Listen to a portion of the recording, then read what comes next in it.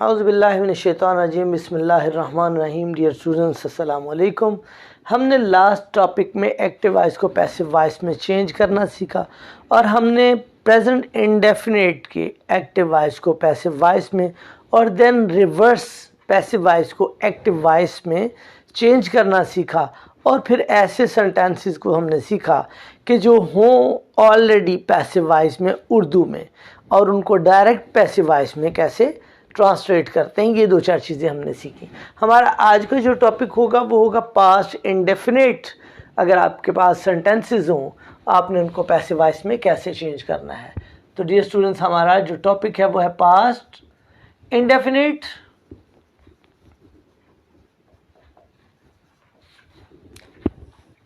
जो टेंस है उसके सेंटेंसेस को पैसिव वॉइस में चेंज कैसे करते हैं। ओके, ये हमारा आज का टॉपिक है। आपके पास एक सेंटेंस हो, सबसे पहले आप ये देखिए आपको कैसे पता चलेगा कि पास्ट इंडेफिनिट है जिसको हमने पैसिव में चेंज करना है। तो ये देखिएगा आपके पास सेंटेंस है she bought a new dress. एक सेंटेंस है आपके पास है, एक्टिव वॉइस है ये, शी बॉट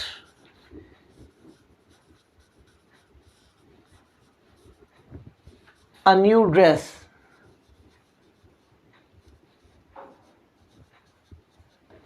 उस लड़की ने एक नया लिबास खरीदा, एक नया कपड़ों का जोड़ा खरीदा, एक नया ड्रेस खरीदा। She bought a new dress. अब आपको ये कैसे पता चलेगा जब आपने एक्टिव को पैसिव में चेंज करना है। डेफिनेटली आपको रूल्स तो आते होंगे जब आप पैसिव में चेंज करोगे।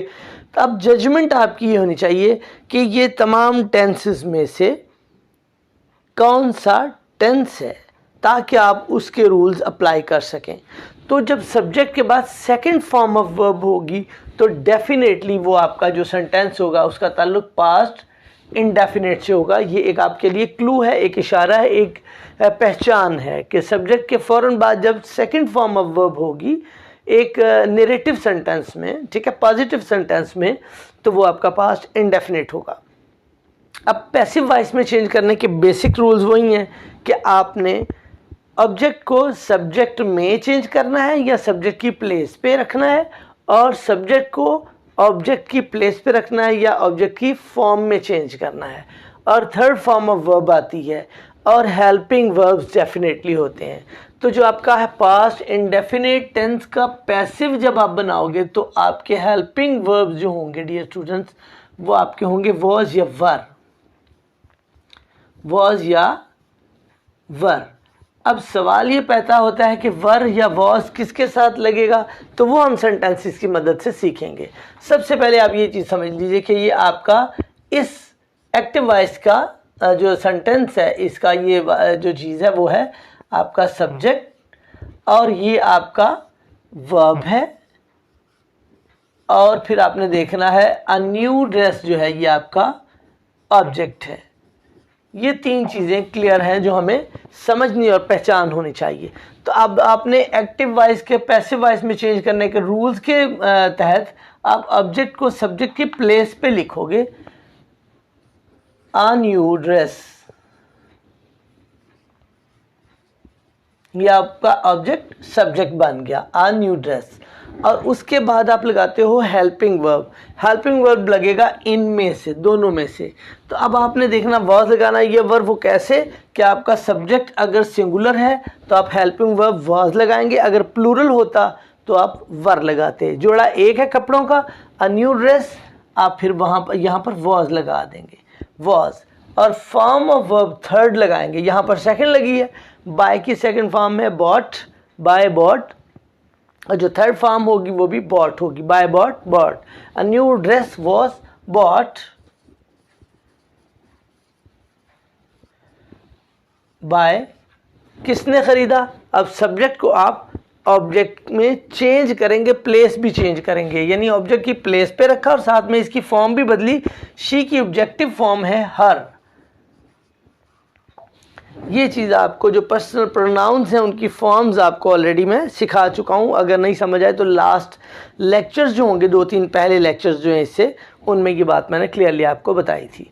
तो अ new dress was bought bye हर, एक नया कपड़ों का जोड़ा उससे खरीदा गया। नेक्स्ट आपके पास सेंटेंस है दे टुक टी।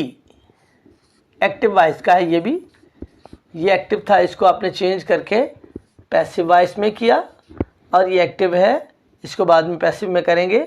दे टुक टी, उन्होंने चाय पी।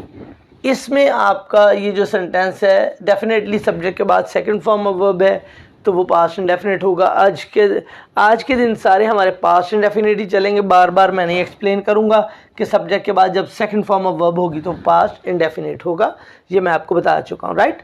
अब देखिएगा सब्जेक्ट के बाद आपका वर्ब आए, ये आपका सब्जेक्ट है, ये आपका वर्ब है और देन ये आपका ऑब्जेक्ट है।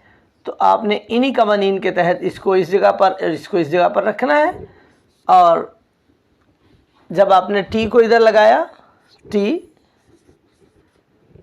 उसके बाद हेल्पिंग वर्ब लगेगा, उन दोनों में से या वॉज लगाएंगे या आप वर लगाएंगे। ऑलरेडी मैंने आपको बता दिया इसका फैसला आपका सब्जेक्ट के मुताबिक आप करेंगे, इसके वजन के हिसाब से। सब्जेक्ट चूंकि सिंगुलर है तो आप वॉज लगा देंगे। वर्ब की थर्ड फॉर्म आप करेंगे टेक, चाय पीना, टुक, चाय पी, और टेकन आपने थर्ड फॉर्म ऑफ वर्ब लगाने, टी वॉज टेकन बाय, और ये आप सब्जेक्ट को इस जगह पे लगाएंगे, बाय के बाद क्या लगाएंगे, दे से, जो इसकी ऑब्जेक्टिव केस है वो क्या होगी, देम, बाय देम। ये आपने एक्टिव को पैसिव वॉइस में चेंज कर दिया। एक सेंटेंस में आपको और बताता हूं, शी कुक्ड मील या शी कुक्ड फूड, ये आपका एक्टिव वॉइस है।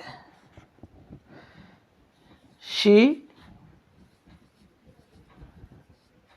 कुक्ड फूड, उसने खाना बनाया, उसने खाना पकाया।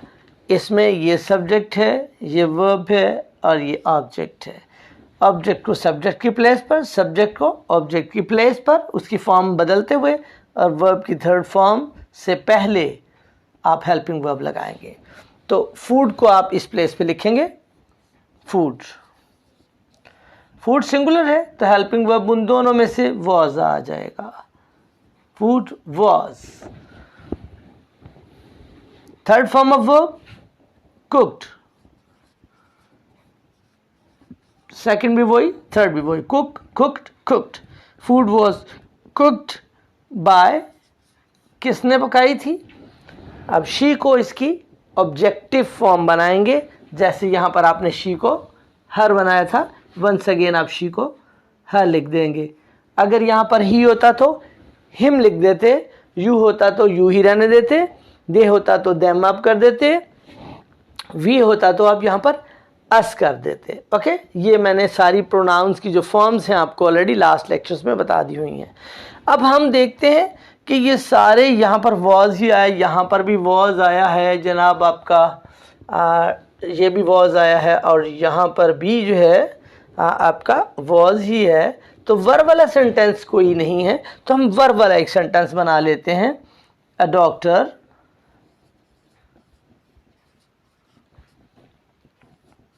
examined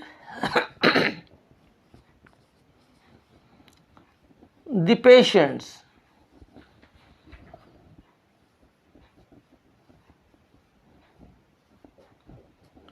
doctor examine the patients, एक डॉक्टर ने मरीजों का मुआयना किया, एक डॉक्टर ने मरीजों को चेक किया।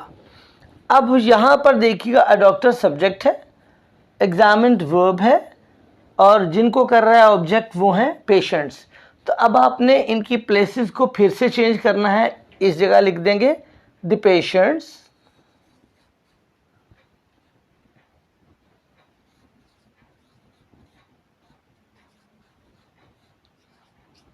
The patients. आगे अब आपने देखना पेशेंट्स, हमने इसके बाद वर्ब लगना है ना, हेल्पिंग वर्ब आपका द पेशेंट्स। तो हेल्पिंग वर्ब आपका इन दोनों में से लगेगा, या वॉज या वर। तो ऑलरेडी मैंने आपको एक्सप्लेन किया है कि अगर आपका सब्जेक्ट सिंगुलर होगा तो हेल्पिंग वर्ब सिंगुलर होगा, अगर आपका सब्जेक्ट प्लूरल है तो हेल्पिंग वर्ब भी प्लूरल होगा। वॉज की जगह लिहाजा आप वर लिखेंगे। The patients were examined, verb लगा देंगे third form.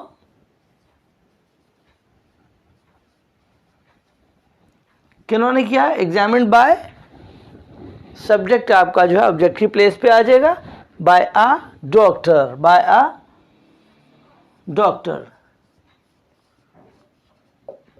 The patients were examined by a doctor, मरीजों को एक डॉक्टर साहब ने चेक किया। ये अब आपको ये दोनों चीज़ें क्लियर हो गई कि वर की सूरत में लगाना है, और वॉज का ऑलरेडी हमने सारे सेंटेंसेस में तकरीबन वॉज ही पढ़ा था, वो भी आपको पता चल गया माय डियर स्टूडेंट्स। ओके, तो अब एक एग्जाम जो डिफरेंट एक चीज़ जो मैं आपको चाह रहा हूँ कि वो भी आपको समझा दूँ, वो अलग से हम एक सेंटेंस लिख देते हैं। सपोज आपके पास एक सेंटेंस है और वो इंट्रोगेटिव है, सवालिया जुमला है, आपने उसको पैसिव में कैसे चेंज करना, उसका ताल्लुक भी पास्ट इंडेफिनिट से हो। तो अब यहाँ पर एक सेंटेंस आपके पास है, डिड यू, या डिड शी, या डिड ही, कुछ भी कर सकते हैं, ठीक है, इसको इंट्रोगेटिव में। तो डिड यू बॉयल एग्स, क्या आपने अंडे उबाले, पास्ट इंडेफिनिट का है, ठीक है। तो अब आप ये देखो कि यहाँ पर डिड यू लगा हुआ है, अगर आपने इसको पैसिव बनाना है और इंट्रोगेटिव बनाना है तो आप क्या करोगे? आप डिड की जगह वर या वाज लगाओगे, वर या वाज। अब किसके हिसाब से वर या वाज लगेगा? डेफिनेटली आपने, ये ऑब्जेक्ट है, ये सब्जेक्ट है और ये वर्ब है। ऑब्जेक्ट को आपने सब्जेक्ट की जगह पे लिखना है ना, तो आप एग्स लिखोगे ना जब, तो एग्स ज़्यादा हैं। अगर एग एक अंडा होता, यहाँ पर आप एग लिखते कि एक अंडा आपने उबाला, तो यहाँ पर फिर आप वॉज लगाते, was egg boiled by you. अब चूंकि ये प्लूरल है, अंडे ज़्यादा हैं, आपने वर लगा दिया, were eggs, third form of verb boiled by, और ये जो सब्जेक्ट है इसको ऑब्जेक्ट की प्लेस पे आप लिख देंगे और साइन ऑफ इंटरोगेशन। लेकिन डिड कहाँ चला जाएगा? डिड यहाँ पर से ख़त्म होकर वर बन गया। हेल्पिंग वर्ब पास्ट इंडेफिनिट का डिड होता है। जब आप एक्टिव वॉइस को पैसिव वॉइस में चेंज करते हो तो हेल्पिंग वर्ब भी चेंज हो जाता है, वॉज या वर लग जाता है। ऐसे ही माय डियर स्टूडेंट्स, नेगेटिव में भी हेल्पिंग वर्ब के बाद नॉट लगाने से आपका सेंटेंस नेगेटिव बन जाता है। तो डियर स्टूडेंट्स, बहुत ही इंटरेस्टिंग और इन्फॉर्मेटिव था ये आपको समझने के लिए, पास्ट इंडेफिनिट को एक्टिव से पैसिव में चेंज करना। मुझे उम्मीद है कि आपको ये लेक्चर समझ लगा होगा, समझ आ गया होगा, और आपको जो मुश्किल, जो दुश्वारियाँ थीं वो आपकी हल हो गई होंगी। अगर ऐसा ही है तो आप हमारे चैनल को लाइक और शेयर और सब्सक्राइब कीजिए, और इसके साथ साथ बेल आइकन को भी प्रेस कर दें ताकि आने वाला हर नया लेक्चर जो है उसका नोटिफिकेशन आपको मिलता रहे। मिलते हैं इंशाल्लाह अगली इन्फॉर्मेटिव वीडियो में, तब तक के लिए इजाज़त। अस्सलाम वालेकुम।